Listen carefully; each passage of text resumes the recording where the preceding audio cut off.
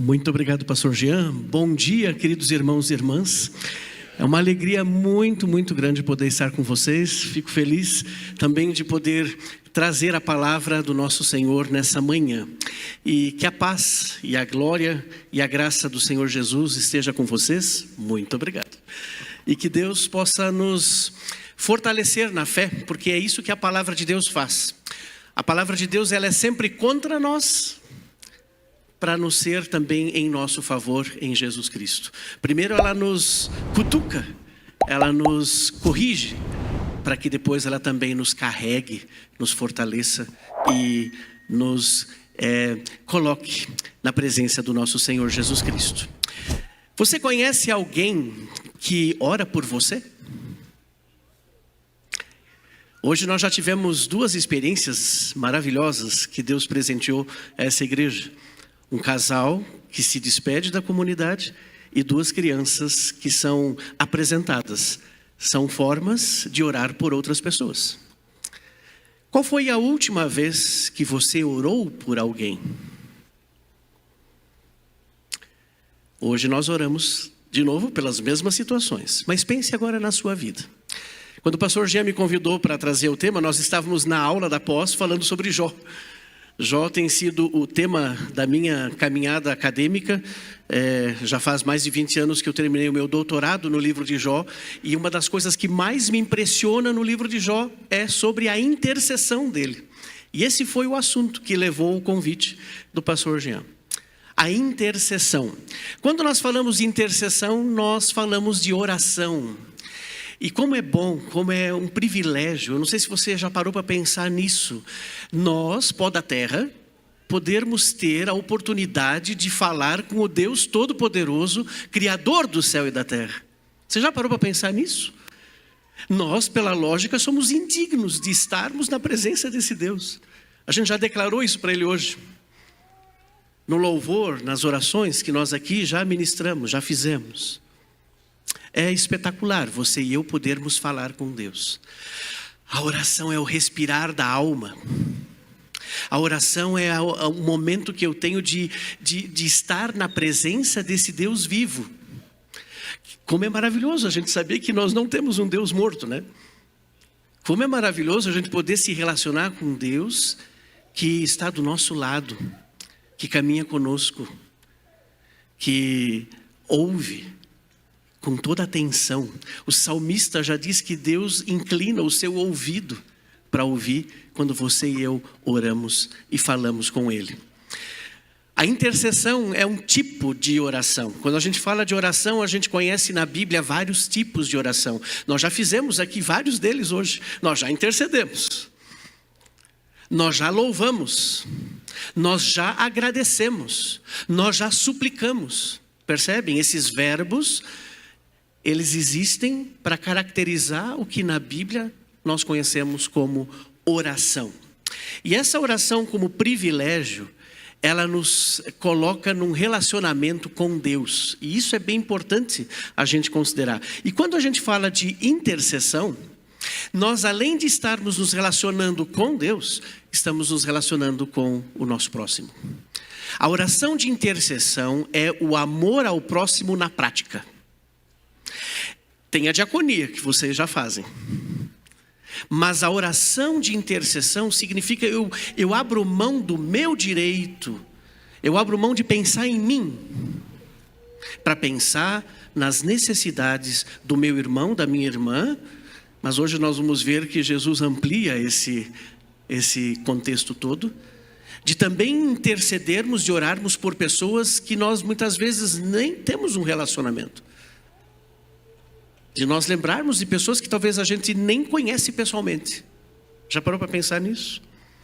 Eu vou só piorar um pouquinho a situação. Nós vamos ver hoje de manhã que Jesus nos ensina, inclusive, a interceder por aquelas pessoas as quais nós temos muita dificuldade de conviver, inclusive de pensar igual. Então, meus irmãos, minhas irmãs, o desafio hoje é grande. E eu quero trazer para nós hoje, basicamente, 4 pequenos impulsos, 4 breves impulsos. Teria tanto, mas daí nós ia ficar aqui até amanhã, né? Falando de textos na Bíblia que mostram para nós a intercessão. E o primeiro, vocês vão ter projetado na tela, é o texto de Êxodo capítulo 32, os versículos 11 a 14, que é o texto que fala exatamente de Moisés como aquele que intercede pelo seu povo. O contexto é um contexto de tragédia. O povo de Israel, que foi liberto por Deus da escravidão do Egito, mal chegou no Monte Sinai para adorar a Deus, mas ao invés de adorar a Deus, estão adorando o quê? Um bezerro de ouro. E aí o Moisés, ele fica desanimado e Deus então está furioso. A sua ira se acende contra o povo de Israel e ele quer acabar com o povo de Israel. Mal começou a história, já quer acabar. Deus está tão furioso que ele disse para Moisés: olha, eu vou acabar com esse povo e vou começar tudo do zero contigo. Ai. Moisés, quando escuta um negócio desse, diz: espera lá, Deus. Espera lá. Vamos conversar? E aí vem esse texto que eu quero ler para nós. Êxodo 32, 11 até 14. Moisés, porém, suplicou ao Senhor, o seu Deus, clamando: ó Senhor, por que se acenderia a tua ira contra o teu povo, que tiraste do Egito com grande poder e forte mão? Por que diriam os egípcios: foi com intenção maligna que ele os libertou para matá-los nos montes e bani-los da face da terra? Arrepende-te do fogo da tua ira, tem piedade e não tragas este mal sobre o teu povo. Lembra-te dos teus servos, Abraão, Isaque e Israel, aos quais juraste por ti mesmo: farei que os seus descendentes sejam numerosos como as estrelas do céu, e lhes darei toda esta terra que lhes prometi, que será a sua herança para sempre. E sucedeu que o Senhor arrependeu-se do mal que ameaçava fazer sobre o povo. Duas coisas espetaculares acontecem nesse texto. Moisés suplica, mas ele convida o Senhor à conversão. Vocês já pararam para pensar nisso? Ele convida Deus para se converter da sua ira, para que Deus se arrependesse da sua ira. Na verdade, aqui, eu preciso dar uma aulinha de hebraico, pastor Jean, pode ser? Assim, Deus não se arrepende como nós. Ele não é pecador. Na Bíblia hebraica, no Antigo Testamento, nós temos 2 verbos para o arrependimento. O nosso arrependimento, esse que nos faz nos prostrar diante dos pés de Jesus, diante da cruz. Esse é o arrependimento que tem a ver com o reconhecimento que eu sou pecador. Não é desse arrependimento que Moisés está falando. Ele está falando de um outro arrependimento que no hebraico significa: respira fundo, Senhor. Mude de ideia. Talvez eu hoje me arrependi de ter trazido esse aqui, me esquenta muito, né? Me arrependi de ter trazido esse casaco. Isso não é pecado, né? É esse arrependimento que Deus está dizendo, que Moisés está dizendo para Deus. Senhor, quem sabe tu mudes de ideia, quem sabe tu respira fundo antes. E é muito legal porque a palavra ira, que está aqui no texto de Êxodo, é a palavra nariz. Na Bíblia hebraica, a ira de Deus é o nariz de Deus que funga, que nem um touro brabo. Mas é o mais legal ainda é que a paciência de Deus são as narinas longas de Deus. Deus tem narinas compridas. E por isso, quando Deus se arrepende no Antigo Testamento, é que a sua ira, que é esse nariz fungando, até que passa tudo pelas narinas compridas dele, transformam-se em misericórdia. É muito legal isso. É isso que Moisés está pedindo para Deus. Mas a segunda coisa que chama a atenção também é que parece que Deus tem Alzheimer. Com todo respeito à situação dessa doença terrível. Deus parece que se esquece das coisas que o Moisés tem que dizer: Senhor, lembra da tua aliança, lembra do teu chamado a Abraão, Isaque e Jacó. Lembra que tu tinhas um plano de salvação. Não é possível. Senhor, olha lá, tomaste os remédios hoje? Tu estás com problema de memória, Senhor. E se tu acabar com esse povo, qual é o teu plano de salvação então? Olha o que os egípcios vão pensar. Os egípcios vão pensar que tu simplesmente tiraste eles do Egito para matar eles lá no deserto. Deus, não, pera lá. Gente, esse texto, por mais um pouco brincalhão que ele possa ser, ele é de uma profundidade muito grande. É o Moisés, o servo de Deus, que está se colocando na brecha entre um povo pecador miserável, de dura cerviz, que significa pescoço duro, que não se humilha, que não se reconhece como pecador, que está sempre com o nariz empinado e quando chove molha dentro. Um povo que ao sair do Egito não reconhece a mão poderosa de Deus, e a partir do primeiro passo, já depois do Mar Vermelho ter se aberto, começa a reclamar. Eu entendo Deus. Se a gente para pensar, Deus realmente teria todas as razões do mundo para dizer tchau para o povo de Israel. Eu vou escolher outro, acho que os midianitas não incomodam tanto, talvez eu vou ficar com os egípcios mesmo. Não, gente. Graças a Moisés, a ira de Deus não se acendeu contra esse povo pecador. É de uma profundidade muito grande que Deus, o Todo-Poderoso, deixa-se ouvir. Deixa o seu servo interceder pelo seu povo. Nós não somos diferentes do povo de Israel. Nós somos teimosos. Nós somos ovelha perdida que precisa sempre ser resgatada. Nós preferimos andar no nosso caminho. E como é bom quando a gente tem pessoas que Deus coloca na nossa vida, orando por nós, para que a gente não se desvie, para que a gente não caia na idolatria dos bezerros de ouro de hoje. Essa é a primeira coisa que a palavra de Deus quer trazer para nós nessa manhã. Um povo pecador, de pescoço duro, que não se inclina, precisa de pessoas que intercedam junto a Deus por elas, para que elas possam ser resgatadas e continuar na caminhada rumo à terra prometida. Nós não estamos falando de descrentes, nós não estamos falando de pagãos, estamos falando do povo de Deus. O povo de Deus, o povo da aliança, que experimentou as maravilhas de Deus, esse precisa de intercessores. Essa é a riqueza desse texto. Que bom que você e eu podemos contar com as narinas longas de Deus, e que Ele respira fundo e não age com a sua ira contra nós. Na cruz do Calvário, a ira de Deus caiu. Lá Deus não teve narinas longas. Nós já cantamos isso hoje de manhã. Na cruz do Calvário, a ira de Deus caiu sobre o Filho dele, para que você e eu pudéssemos experimentar a salvação. Que bom que Moisés é intercessor.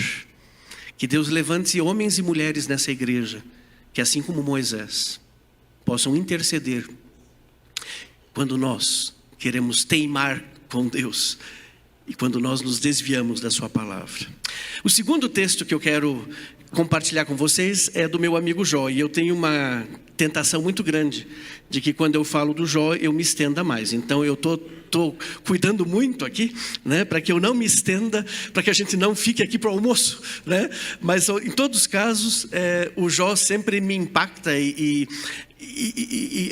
há mais de 20 anos lidando com esse texto. Eu confesso para vocês que eu ainda não entendi ele, né? O livro de Jó foi escrito para não ser entendido, né? Porque quando você lê o livro de Jó na intenção de querer achar uma receita pronta para o teu sofrimento, você leu errado. Ele não foi escrito para ser livrinho de receita. Ele foi escrito para te ajudar a refletir sobre quem é Deus e não sobre o nosso sofrimento, mesmo que ele seja muito importante para Deus. Lá em Jó 42, bem no último capítulo, os versículos 7 a 9, nós temos um episódio fabuloso nesse livro, uma virada total na história do livro de Jó, e ao mesmo tempo algo que nos deixa meio intrigados. E eu quero então ajudar a gente a compreender esse texto. Jó 42, 7 a 9 diz o seguinte: depois que o Senhor disse estas palavras a Jó, disse também a Elifaz de Temã: estou indignado com você e com os seus 2 amigos, pois vocês não falaram o que é certo a meu respeito, como fez meu servo Jó. Vão agora até o meu servo Jó, levem 7 novilhos e 7 carneiros, e com eles apresentem holocaustos em favor de vocês mesmos. Meu servo Jó orará por vocês. Eu aceitarei a oração dele, e não lhes farei o que vocês merecem pela loucura que cometeram. Vocês não falaram o que é certo a meu respeito, como fez o meu servo Jó. Então Elifaz de Temã, Bildade de Suá e Zofar de Naamate fizeram o que o Senhor lhes ordenara, e o Senhor aceitou a oração de Jó. Quando a gente lê o livro de Jó, a gente percebe um diálogo que vai se estabelecendo na medida em que Jó abre sua boca. Jó, no capítulo 3, lamenta profundamente diante de Deus a sua dor, as suas perdas, e ele recebe amigos. Você tem amigos? Eu fico impressionado que Jó tinha amigos, que na hora da dor abriram mão de tudo que eles tinham para fazer e ficaram 7 dias sentados com Jó no pó e na cinza. 7 dias e 7 noites. Uma disponibilidade tremenda. Ficaram quietos 7 dias, isso é uma façanha. Ficaram quietinhos 7 dias e 7 noites. Quando Jó no capítulo 3 abre a sua boca e expressa a sua dor de moribundo, de alguém, tenta imaginar que está em pele e osso, com morfina a cada 2 horas na veia, sem ter perspectiva nenhuma. Esse é o Jó, o cenário dele. E aí aqueles amigos que antes ficaram quietos, porque não tinham palavras para dizer para Jó de tão profundo que era o sofrimento dele. E quando você e eu não temos palavras para ajudar as pessoas, isso é muito bom. É melhor não termos palavras e ficarmos quietos, do que a gente abrir a boca para falar besteira. E é isso uma das grandes verdades que o livro de Jó quer nos ensinar. Os 3 amigos, Elifaz, Bildade e Zofar, num ciclo de 3 diálogos, tentam convencer Jó de que o sofrimento deles tem uma causa. E a causa é que Jó é um tremendo de um pecador, de um crente falsificado, que não é crente suficiente, que não se converteu direito, que está cheio de pecados escondidos debaixo do tapete e que dá uma de santo para a casa dos outros. E eles o acusam de forma muito horrível, assustadoramente. Por outro lado, eles citam, a gente poderia dizer, versos da tradição bíblica conhecida por nós até hoje. Esse texto ele é intrigante porque quando no final Deus aparece para Jó, Deus tinha palavras para Jó. Por isso, independente se temos ou não temos pessoas que intercedem por nós, leve para o teu coração hoje que Deus tem palavras para você. Deus tem palavra. Deus não nos deixa sem palavra. Aliás, Ele deixou a palavra para o povo de Israel aonde?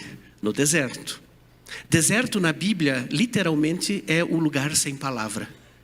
No lugar sem palavra, Deus tem a sua lei, a sua Torá. No Monte Sinai, Ele deu a sua palavra. No deserto, Deus nunca deixou o povo dele sem palavra. Se deserto é também uma metáfora para o sofrimento humano, lá Deus tem palavra para você. Mas é interessante que as palavras humanas ditas pelos amigos de Jó, por mais bíblicas que pudessem parecer, porque eles falam que Deus é bom, eles falam que Deus é santo, eles falam que Deus não se agrada do perverso, eles falam tudo que dogmaticamente, teologicamente estaria correto. Não há nenhum erro doutrinário nas frases de Jó. Inclusive eu falei sobre isso na pós. Na época do meu estudo eu tirei num documento Word todas as palavras de Jó e botei num arquivo. E quando você lê as frases que Jó diz para Deus, parece que você tem um manual de blasfêmia. E quando você pega todas as palavras dos amigos de Jó e põe num outro documento Word e lê fora do contexto, Parece que você tem a melhor dogmática, o melhor livro de teologia que existe. Como é que Deus então vem e tem palavras de juízo para esses 3 amigos, se o que eles falaram não foi errado? Qual é o déficit dos amigos de Jó? Como eu disse, eu não posso me empolgar aqui, eu já vou direto pro ponto, porque senão eu vou começar a contar tudo de novo do Jó. O Jó, ele falou sobre Deus com os seus amigos. Ele discutiu numa boa, ele também sabia muito sobre Deus. Mas ele falou com Deus. Em alguns momentos o Jó está falando com os amigos, está tentando responder aos questionamentos deles, mas aí o Jó percebe que ele está falando para paredes, e daí ele começa a suplicar, a lamentar e a falar com Deus. Os amigos, por outro lado, infelizmente, eles só falaram de Deus para Jó. Você não encontra em nenhum dos capítulos dos diálogos de Jó com seus amigos, os amigos falando de Jó para Deus. Pode ler, vou dar de tarefa para vocês. Leiam o livro de Jó, você não vai descobrir os amigos de Jó orando, intercedendo, falando de Jó para Deus. Eles só querem falar de Deus para Jó. E aqui está o déficit, não só dos amigos, mas esse é o maior problema de qualquer teologia que existe no mundo e de qualquer igreja que existe no mundo. Se a nossa teologia só se resume em falar de Deus para as pessoas, nós não fizemos tudo correto. Está faltando. Uma verdadeira teologia, uma verdadeira igreja, é aquela que fala de Deus para as pessoas e que fala das pessoas para Deus. Teologia de verdade não é aquela que se emprenha e que se debruça só em cima de livros e quer dizer as coisas de Deus para as pessoas, como que quase dando uma enxurrada de conteúdos bíblicos e teológicos para as pessoas saírem com a cabeça maior do que elas já estão. Mas significa levar as pessoas diante dos seus sofrimentos na presença de Deus. Leve isso. É por isso que o Jó tem que interceder pelos seus amigos. Jó tem que fazer o que os seus amigos não fizeram com ele. Curioso, né? Curioso. Isso me lembra de Jesus, que pediu para os apóstolos, os discípulos, lá no jardim do Getsemane, orar com ele. Não conseguiram, dormiram. Mas ele, que era o inocente que iria sofrer na cruz, intercedeu por eles. Intercedeu por nós. Aqui a intercessão de Jó, ela mostra para nós já um primeiro aspecto que nós vamos ver no terceiro texto, que é do Novo Testamento. O Jó tem que orar pelos seus inimigos, que outrora eram amigos. Os amigos de Jó, mais amigos da onça do que outra coisa, o acusaram, o rejeitaram, passaram como um trator por cima dele, se tornaram inimigos. E Jó ora por eles. E o mais legal é que tanto no texto de Êxodo 32, como aqui em Jó 42, o Senhor aceitou a oração. O Senhor aceitou a oração de Moisés. O Senhor aceitou a oração de Jó. Terceiro texto, Mateus capítulo 5. Esse é osso duro de roer, mas é necessário. É dito inclusive por Jesus. Às vezes a gente diz é melhor seguir a lei de Moisés, que a lei de Moisés era mais fácil, porque a lei de Jesus é um pouco mais comprometedora. Vamos ver no que isso significa. Mateus capítulo 5, os versículos 43 a 48, que nos dizem: vocês ouviram o que foi dito, ame o seu próximo e odeie o seu inimigo. Mas eu lhes digo, amem os seus inimigos e orem por aqueles que os perseguem, para que vocês venham a ser filhos de seu Pai que está nos céus. Porque Ele faz raiar o seu sol sobre maus e bons e derrama chuva sobre eles, sobre justos e injustos. Se vocês amarem aqueles que os amam, que recompensa vocês receberão? Até os publicanos fazem isso. E se saudarem apenas os seus irmãos, o que estarão fazendo demais? Até os pagãos fazem isso. Portanto, sejam perfeitos como perfeito é o Pai Celestial de vocês. O ensinamento bíblico sobre intercessão, ele extrapola os limites daquilo que nós entendemos como o próximo. Quando nós intercedemos por pessoas, nós intercedemos por aquelas que nós amamos, pelos nossos familiares, pelas crianças que foram apresentadas, pelas pessoas que estão enfermas da nossa comunidade. Ou seja, cada um de vocês sabe quais são os motivos pelos quais nós oramos por outros, que faz a gente abrir mão do nosso egoísmo, de não ficar só pedindo coisas para nós. Mas Jesus está dizendo que tem um outro grupo de pessoas que merecem, eu vou usar essa palavra meio perigosa, aos olhos da graça de Deus, elas precisam da nossa intercessão. Que são as pessoas que a Bíblia de Gênesis, Apocalipse chama de inimigos. Talvez você deve estar se refletindo e pensando, pois é, mas eu nem sei se eu tenho inimigos. Não são os nossos inimigos. A gente já começa a olhar para o vizinho, a gente já deve estar pensando lá na, sei lá, numa pessoa lá do meu contexto de trabalho. Não. Os inimigos na Bíblia são os inimigos de Deus, os inimigos do Evangelho, os inimigos da palavra de Deus. Não é o meu colega de trabalho com o qual eu não me dou bem, embora possa até parecer um pouco uma inimizade. A gente tem que orar por eles também. Mas nós aqui somos ensinados por Jesus a orar, e não só amar, e fazer o que é a mais. Vocês percebem? Jesus inclusive usa aqui o publicano e os pagãos como exemplo. E de fato, gente, amar o próximo, isso não é exclusividade da fé cristã. Você não é cristão porque você diz que ama o próximo. O Espiritismo ama às vezes melhor do que nós.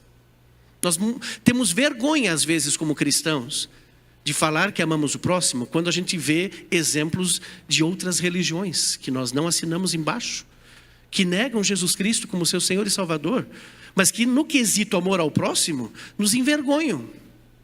Porque nós muitas vezes não queremos sair da nossa zona de conforto. Qual é a única diferença da fé cristã para as outras religiões do mundo? Qual é? A única. Só tem essa diferença, não tem outra. É que nós amamos os inimigos. Não existe outra diferença. Percebem a gravidade do negócio? Agora vocês percebem a gravidade de como nós nos tornamos como cristãos no Ocidente, de forma especial? Que nós estamos sendo ridicularizados como evangélicos, porque nós na verdade não amamos o nosso inimigo. Nós desejamos que eles vão para o inferno. É só olhar as redes sociais. Por isso que intercessão é muito mais profundo do que só orar por um irmão doente da igreja. É muito mais profundo do que só orar por uma família que está se despedindo de uma comunidade.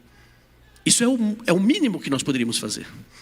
Mas qual é o mais que Jesus está dizendo que a igreja dele precisa aprender a fazer? É orar inclusive por aqueles que nos perseguem. E aí a igreja do Oriente nos dá um grande exemplo. Eles oram. Você sabe que a igreja no Oriente, ela não é luterana, nem batista, nem católica, ela é a igreja do Oriente. É a igreja perseguida nos países muçulmanos, nos países asiáticos, onde a fé cristã é proibida. Eles crescem. Eles oram por aqueles que os perseguem. Nós estamos preocupados. Será que vamos ter liberdade religiosa daqui a um tempo? Ao invés de estarmos orando pelas pessoas que podem nos prejudicar, que podem impedir a nossa liberdade religiosa, que podem impedir que você e eu hoje, num domingo de manhã, estejamos lendo a palavra dele. Mas nesses países, eles estão acostumados há séculos, para não dizer milênio, a orarem pelos que perseguem. Quando Jesus diz isso no Sermão da Montanha, ele está pensando num tipo de oração que a fé judaica conhece. Os salmos de vingança. Ai, ai, ai. Tem isso na Bíblia? Tem. Está cheio de salmos de vingança. O salmista deseja que os inimigos sejam como lesmas que se derretam ao sol. Tá louco? Roger, o Jean não me convida mais.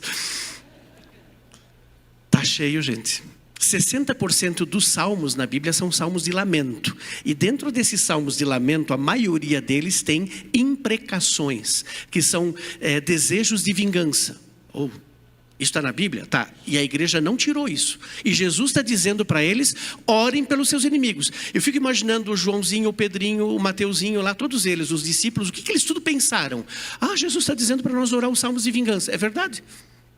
Porque não tem outro tipo de oração na Bíblia pelos inimigos. Mas o que significa essa oração pelos inimigos? É uma intercessão, gente. É uma intercessão pelos inimigos. Para que Deus faça o juízo e não eu. Deus é para fazer o juízo. Tá, Roger, ok, entendi. São salmos que delegam a vingança para Deus. Ok, mas hoje, 2025, a gente acabou de cantar tanta música bonita que Jesus morreu na cruz.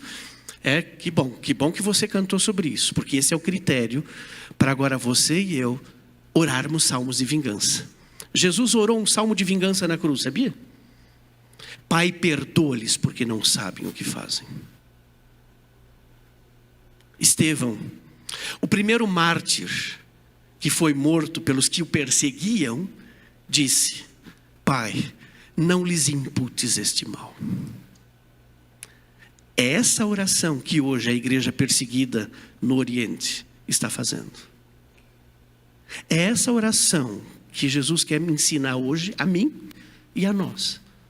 Diante de situações que nós, no nosso Ocidente, no nosso Brasil, tão tragicamente vemos, que a gente facilmente deseja o mal daqueles que pensam diferente de nós, seja em qualquer âmbito, seja teológico, político, econômico, seja o que for. Nós primeiro queremos jogar pedra e queremos que eles vão para o inferno, porque eles não pensam em Jesus. Ao invés de nós fazermos como Jesus, que orou para que eles pudessem ser salvos. Então esse é o terceiro ensinamento. Orar pelos inimigos, nada fácil. Mas é o ensinamento de Jesus. É o a mais que nós fazemos para dar testemunho onde nós vivemos. E o último, vamos para o ensinamento apostólico. Paulo, lá para o jovem pastor Timóteo, no capítulo 1 Timóteo capítulo 2, versos 1 a 6. Aqui nós temos algo também importante, que está dentro do contexto da igreja. Aliás, Paulo nas suas cartas tem uma característica muito especial. Também vou dar uma outra tarefinha para vocês. De vocês, quando lerem as cartas de Paulo, percebam, identifiquem onde tem intercessão. Ele sempre diz: estou orando por vocês, orando para que a fé de vocês cresça, para que o amor de vocês cresça. Jesus orou por Pedro para que a fé dele não ficasse fraca. É muito legal. Está vendo? Tem tanto texto que a gente podia falar. Aqui nós temos um dos textos mais importantes que fala no Novo Testamento da intercessão. Lá está escrito, 1 Timóteo 2, 1 a 6.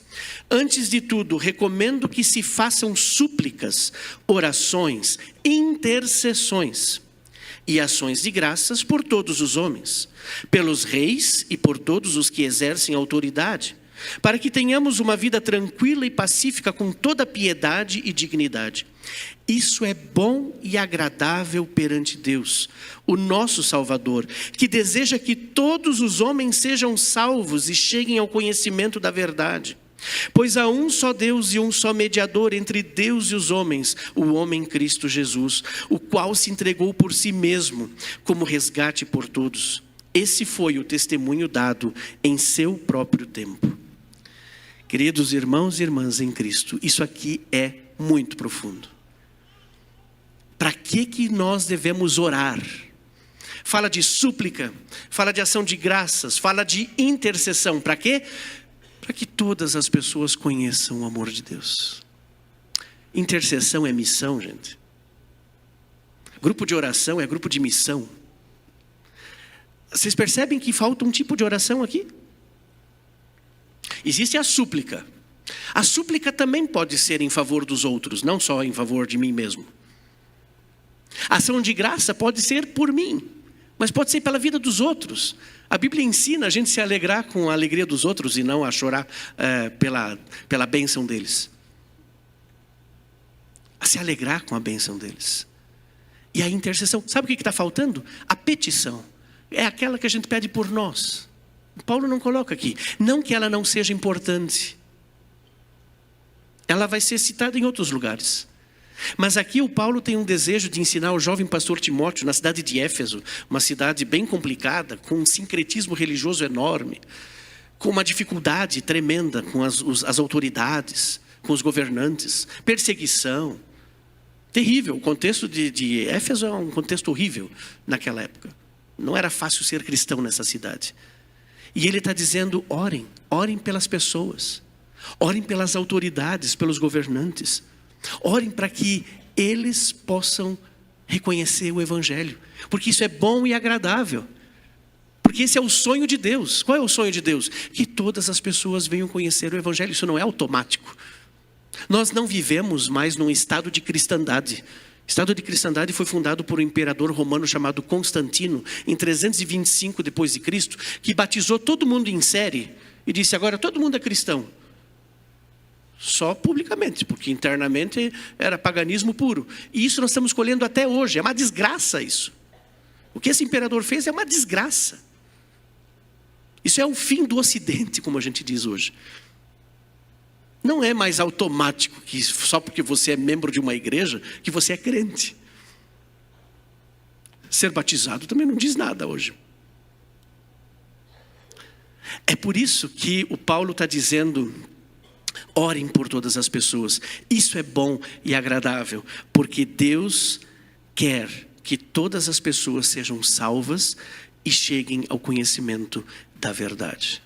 Intercessão é missão. Orar pela salvação das pessoas. É por isso que nós existimos nesse mundo, como igreja de Jesus Cristo. Queridos, eu quero chegar ao final. A intercessão, ela faz parte de todo o ministério de Jesus. Faz parte do ministério de Jesus porque ele intercedeu por nós. Ele orou pelo Pedro para que a sua fé não vacilasse. Ele orou lá no Getsemane para que nós pudéssemos ser um, como povo dele nesse mundo. Independente se somos de denominações diferentes, mas cremos nesse mesmo Jesus que morreu e ressuscitou. Ele levou os nossos fardos. Ele na cruz gritou, meu Deus, porque tu me desamparaste. Na verdade, todas as palavras de Jesus na cruz são formas de oração. E Gálatas 6, verso 2, vai dizer algo fabuloso para nós.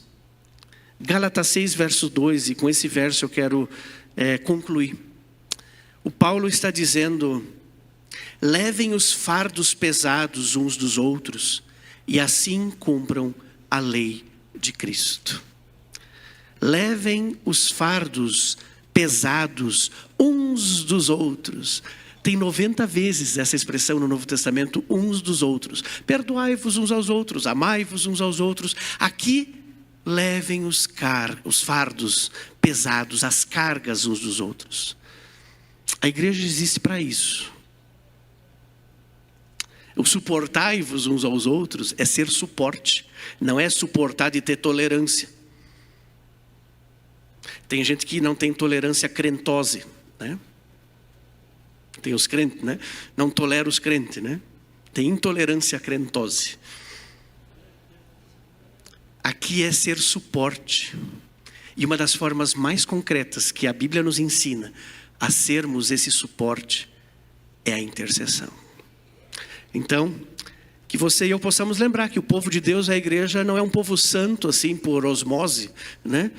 É um povo santo que depende da intercessão de servos e servas dele, como Moisés foi.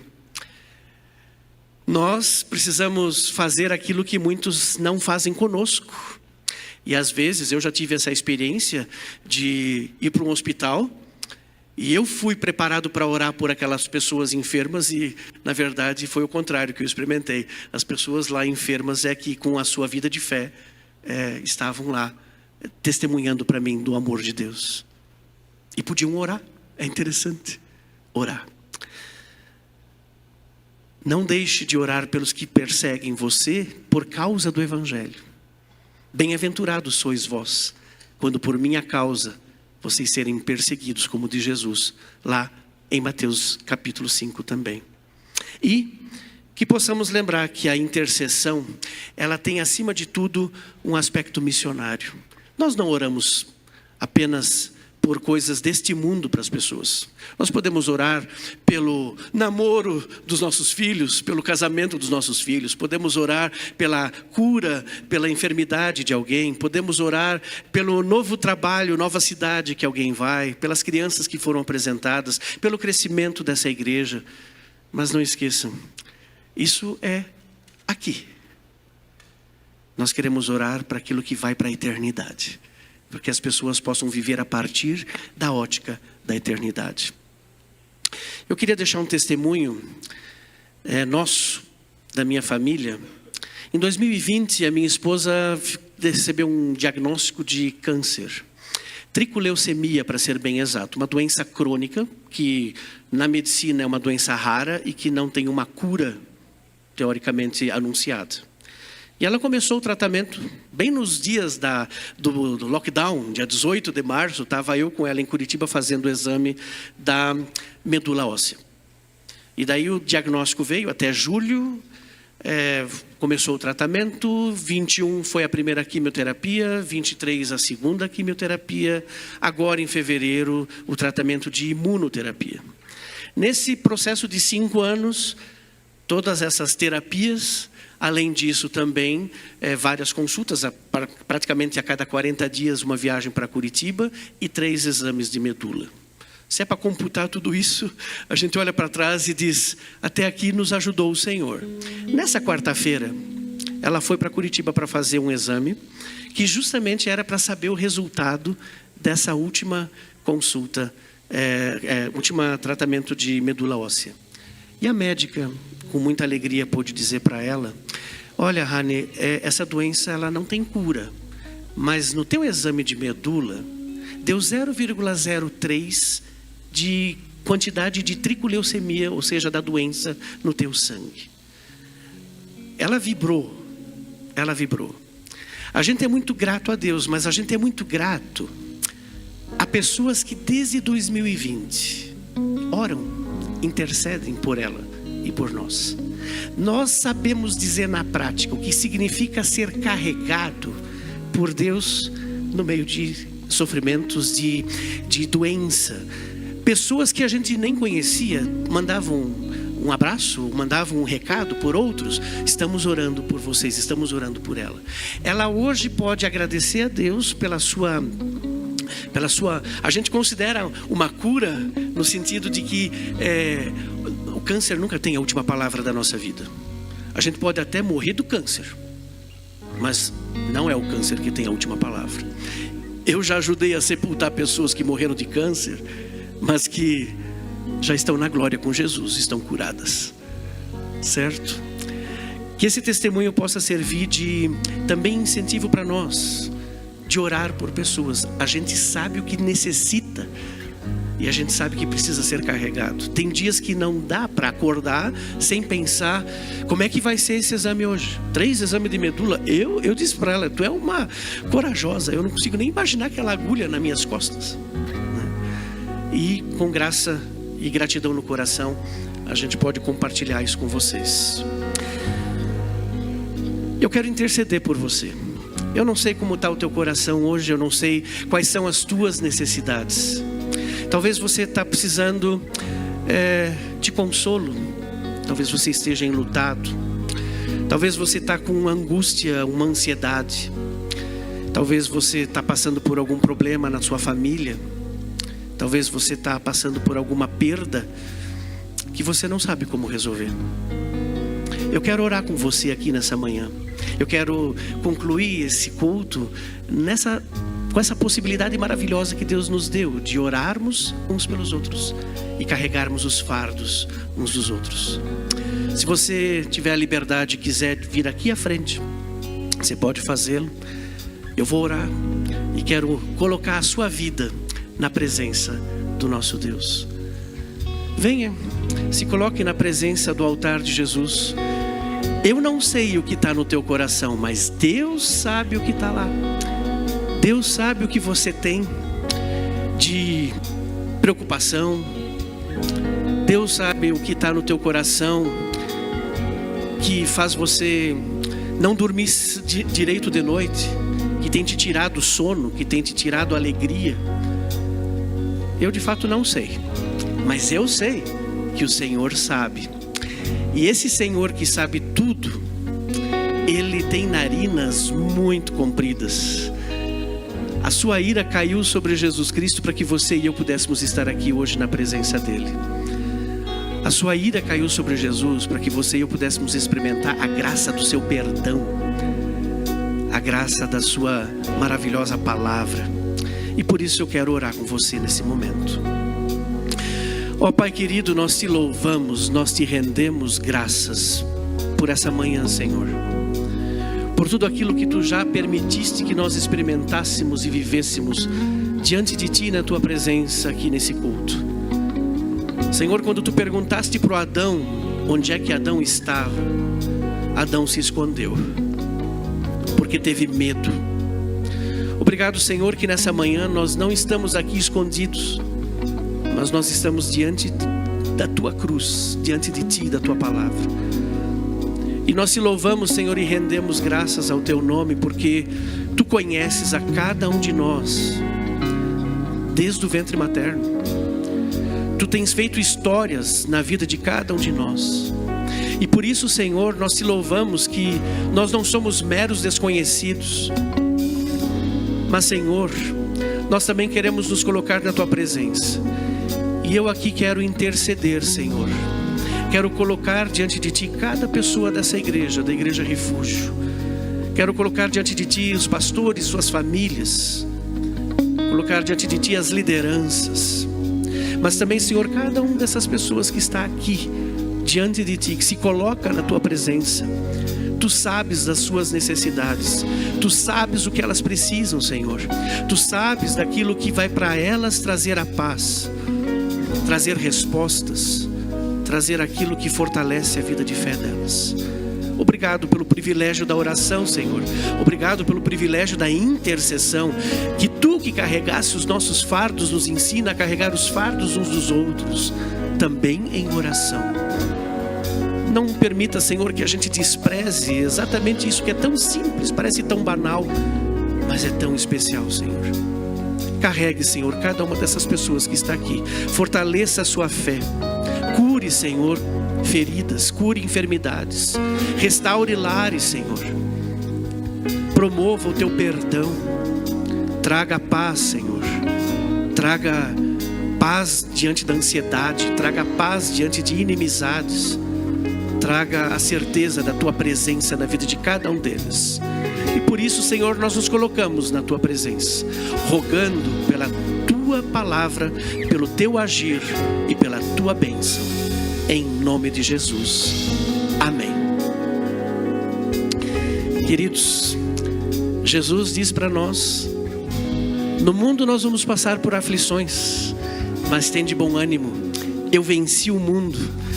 Vá para casa hoje nessa certeza da vitória que Jesus faz na sua vida. Amém. Amém.